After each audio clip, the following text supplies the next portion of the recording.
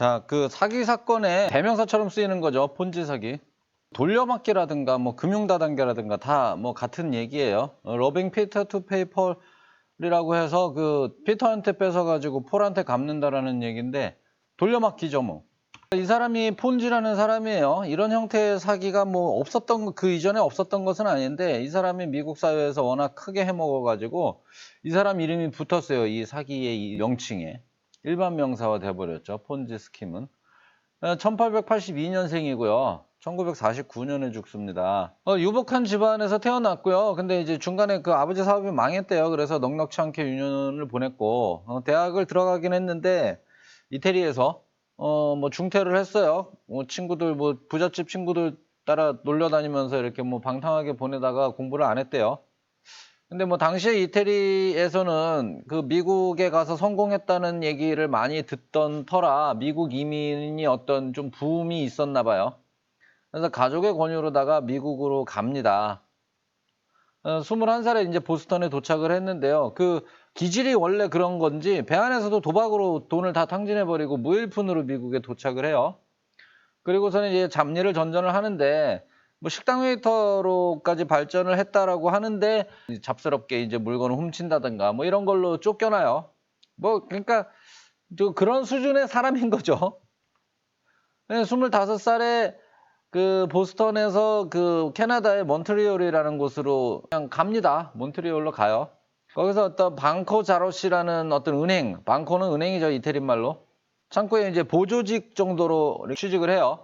이 자로시 은행이라는 곳 자체가 이제 베드로한테 뺏어가지고서는 바울한테 갚는다라는 사기를 실행하는 은행이었어요. 3% 시장금리 시절에 6%를 약속하면서 예금을 모은 다음에 당분간 그 앞선 예금주들에게 이자를 뭘로 지급하냐 하면 이제 소문 듣고 예금을 맡기는 사람들의 예금으로다가 이자를 지급하는 거예요. 대출을 잘 돌리고 거기서 이익을 내서 마진을 내서 그걸로다가 약속한 금리를 주는 게 아니라 그냥 뒤에 돈 맡긴 사람들 돈을 갖다가 막 허물어서 쓰는 거죠, 뭐.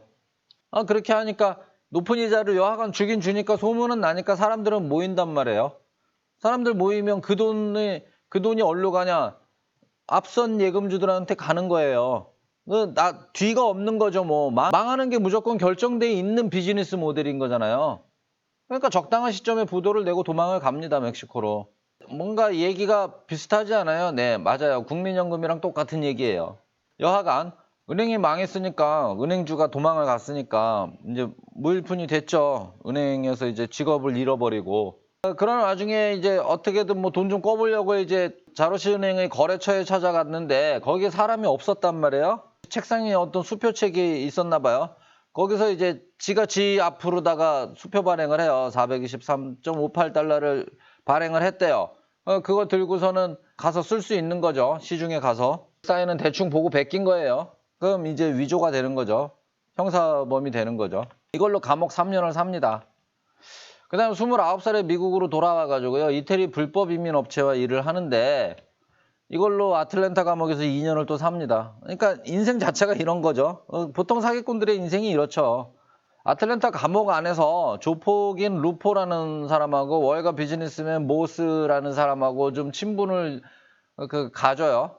그러면서 아마 좀 어떤 금융적인 지식을 가지고 사업을 하는 어떤 배짱이라 그럴까? 뭐 이런 것들을 익힌 거 아닌가 싶은 생각이 들어요. 근데 뭐 어디까지나 소설 같은 얘기지만. 여하간 출소 후에 보스턴으로 가서 탄광촌의 간호사로 근무를 합니다. 거기서 이런저런 사업 구상을 하는데 뭐 신기하게도 사고당한 동료 간호사에게 별로 잘 알지도 못하는 동료 간호사에게 피부를 기증하기도 하고 이 얘기를 왜 하냐면 이 사람의 어떤 성격이라든가 심리 상태 같은 거를 조금은 가늠을 해보자고 이런 얘기를 넣은 거예요. 그러니까 좀 앞뒤를 재거나 이런 성격이 아닌 거죠. 뭐 여하간 그 피부를 기증한 걸로 인해서 합병증도 걸리고 그걸로 인해서 실직도 합니다. 그리고 이제 1918년 36살 때 로즈마리아와 결혼을 합니다. 그냥 평범하게 여자를 만나서 결혼을 한 거예요. 그리고서 이제 몇 가지 사업을 또 펼쳤는데 그중 하나가 이제 비즈니스 리스팅이라 그래서 이제 그 업체 리스트를 갖다가 그 업체들한테 뿌리는 거 이런 비즈니스를 했는데 뭐 대체로 실패를 해요. 이제 1919년 37살 때 보스턴으로 와서 비즈니스 리스팅 사업 구상을 가지고서는 유럽의 친구들한테 그 투자 설명을 하면은 편지를 보냅니다. 그중에 스페인의 한 회사에서 이제 뭐 구체적으로 좀 보자 카탈로그 요청을 받는데 그 회신 편지 안에 IRC라는 게 동봉이 되어 있었어요. 근데 이 폰지는 이걸 처음 보는 거예요. IRC라는 건 인터내셔널 리플라이 쿠폰이라 그래서 이게 뭐냐면 우표값을 그 현지에서 먼저 내주는 거예요. 그러니까 스페인에서 미국으로 이제 편지를 보냈는데 회신을 요청한단 말이죠. 근데 그냥 회신을 요청하면 그 국제 우편값을 내기 거부감이 들어서 안 보낼 수도 있잖아요. 그러니까 이제 회신료를 동봉을 해줘요. 그런데 스페인 돈을 동봉을 해주는 것도 불편하고 미국 우표를 스페인에서 살 수도 없고 그래서 이런 제도가 도입이 된 거예요. 인터내셔널 리플라이 쿠폰이라는 제도가 도입이 돼서 이거를 동봉하면은 이거를 수취자는 이 IRC를 가지고 우체국에 가서 이거를 미국 우표로 바꿀 수 있는 거예요. 스페인까지 보낼 수 있는 우편 요금에 해당하는 우표로 바꿀 수 있는 거예요. 이거는 이제 국제 간의 협약인 거죠.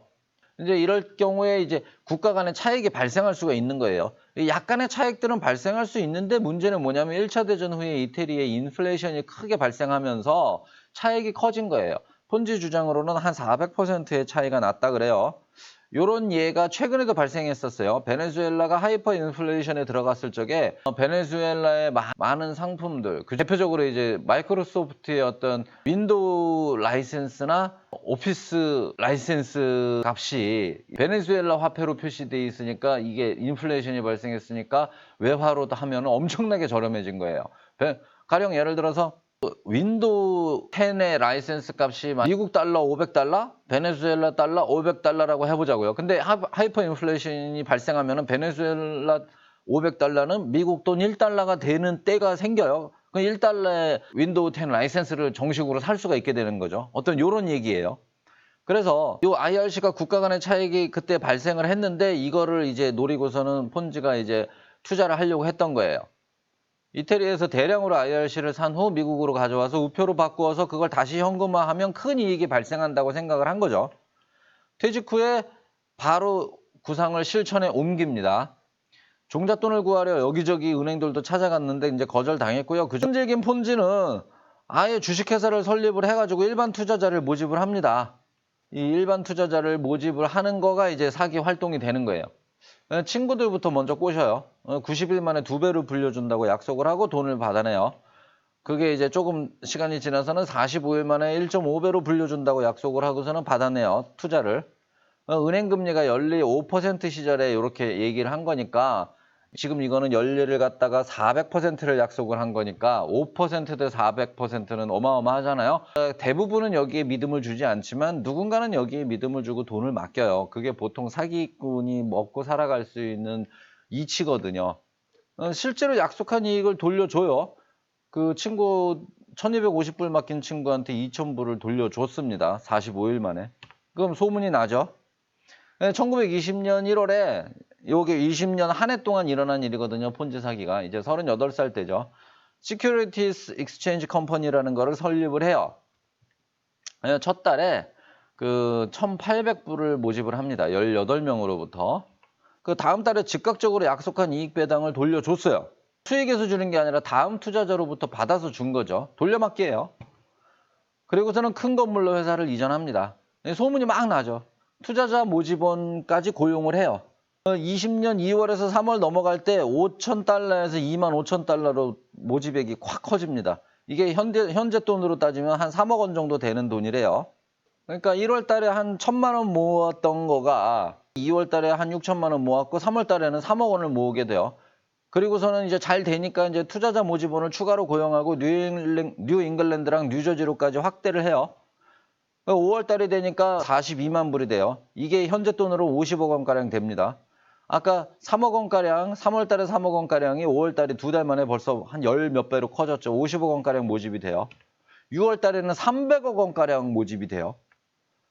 하루에 30억 원씩 모집을 합니다. 7월 달에는. 근데 이때 이제 거의 이제 뭐 폭발 직전이 온 거죠. 이제 이 7월 24일에 폰지한테는 아주 좋은 기사가 실려요. 폰지한테 투자를 해서 큰 돈을 벌었다는 기사가 이제 나온 겁니다. 1920년 7월 달에.